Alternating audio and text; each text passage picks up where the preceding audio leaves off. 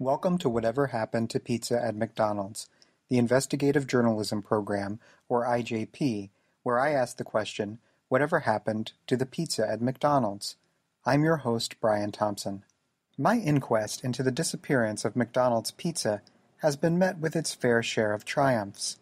For example, I was able to uncover a brutal murder at a Pomeroy, Ohio motel before I made the mistake of booking a room there. And I discovered the last name of Jesus Christ. But I've also encountered more than my fair share of frustrations. Chief among these, of course, is the basic fact that no one can explain to me why McDonald's stopped serving pizza. But a close second has to be the lack of education about McDonald's pizza in general.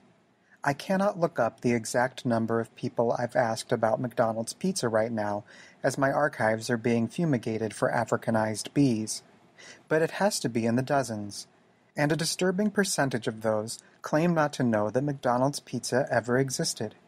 I am aware that it's been many years since the pizza program was discontinued, and there are many people born after its disappearance who are old enough today to legally marry one another without their parents' permission. But the fact is, I was born after the Jurassic period, yet I've still heard of a Stegosaurus. Still, as a realist, I accept that the lack of education about McDonald's pizza is only going to broaden as the years pass. And that's why I've decided to write an educational puppet show to teach children about the fast food treat they don't even know they miss. Hello, is this the Marionette Theater? Yeah, it is. Hi, my name is Brian Thompson. I'm a journalist and also a playwright, and I've written a children's production, a puppet show, and I was wondering if I might be able to stage it at your theater. That's definitely possible. Tell me more.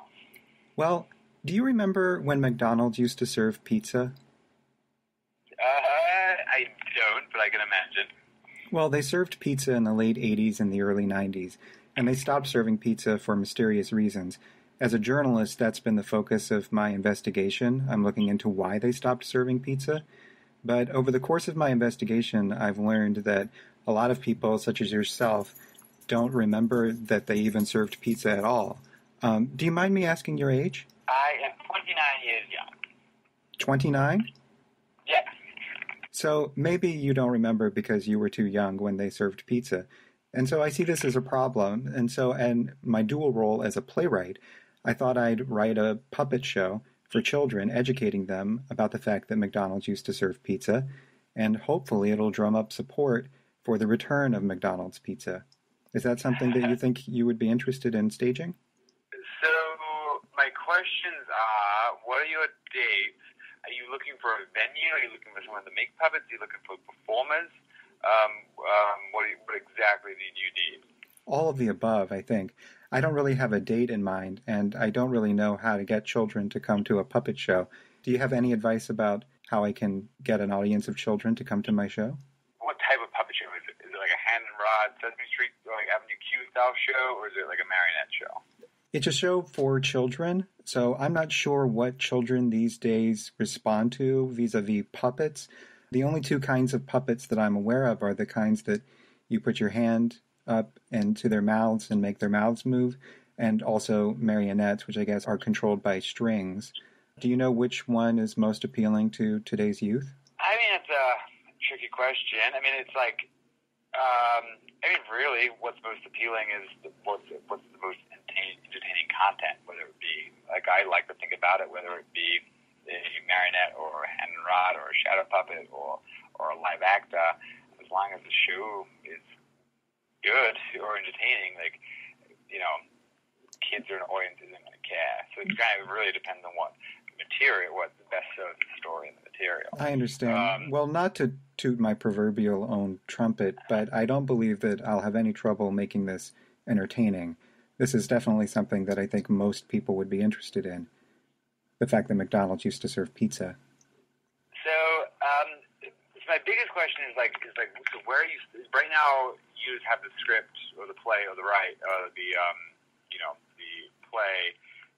I'm currently in the writing process. I have a working title, which is, Did you know that McDonald's used to serve pizza? Yes, they did.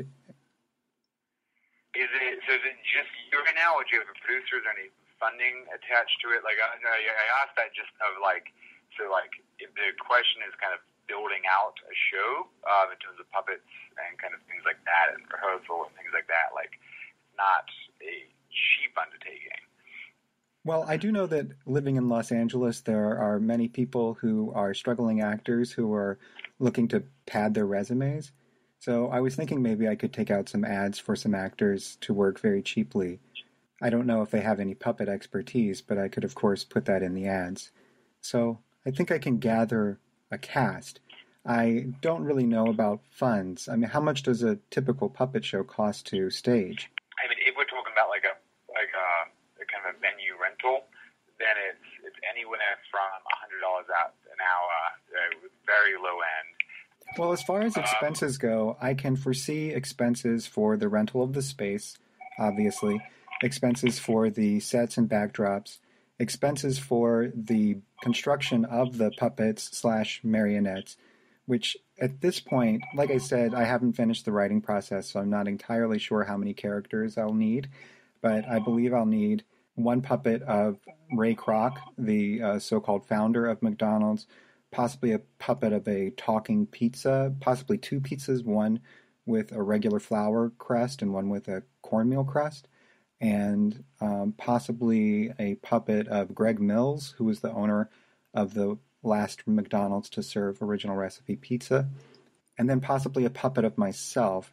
I know I'm a real human being and I could walk out in front of the stage and talk to the children myself, but I wouldn't want to break the reality of the puppet show by having an actual human in the play. So I think I'll probably have to create a puppet of myself. And then plus, there's the expense of binding agreements that I plan to print out to require the children to sign an agreement that they will call McDonald's and ask them to reinstate the pizza program. What about this? If you send me an email with kind of any kind of breakdown of questions you have, and it's kind of thorough and precise as you can do it, I can do my best to respond to that. Okay. Today's episode of Whatever Happened to Pizza at McDonald's is brought to you by FreshBooks. Are your accounting documents stored in a room infested by Africanized bees? Try FreshBooks. They keep your valuable financial records on a computer. Can a bee get in? Maybe, but it wouldn't know what to do with itself. FreshBooks. Protect your documents from Africanized bees. Do you know what happened to pizza at McDonald's? Do you remember it? Please send all correspondence to pizza@mcdonalds@gmail.com, to our Twitter page at pizza@mcd's, or through Facebook at facebook.com/pizza@mcd's. To purchase Whatever Happened to Pizza at McDonald's apparel, visit our Teespring store at teespring.com/stores/pizza@mcd's. Subscribe to our IJP on Apple Podcasts, and if you like the show, consider leaving a review. To provide financial support, visit patreon.com/pizza@mcd's, or to make a one-time donation, use our PayPal email address, pizza@mcdonalds@gmail.com. I'm Brian Thompson.